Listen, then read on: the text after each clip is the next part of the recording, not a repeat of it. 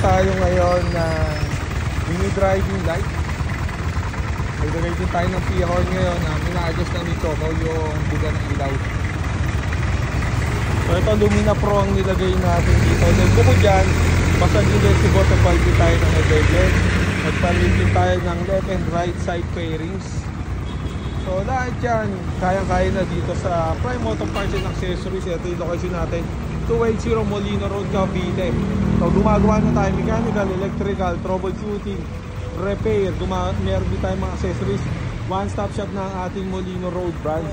So yan, tinututok na lang natin ang ilaw. Let's check kung gaano kaganda. Choco, anong busina ang nilagay mo dyan? P-horn. Try nga, try. Ayan, P-horn sa pangat, Choco. Patingin ng MDL. Ano yan? Low. Ito yung low niya. Patingin naman yung high, Choco. So pagdating sa high, ayan naman yung high niya. Kaya sa mga gusto magpa-install unit driving light, gusto magpalagay ng busina, gusto magpa-repair ng motor ninyo, mechanical, electrical, troubleshooting and repair. Pati nga pala ball race ginawa dyan di ba? Pati yung ball race ginawa dito. So lahat yan available na dito.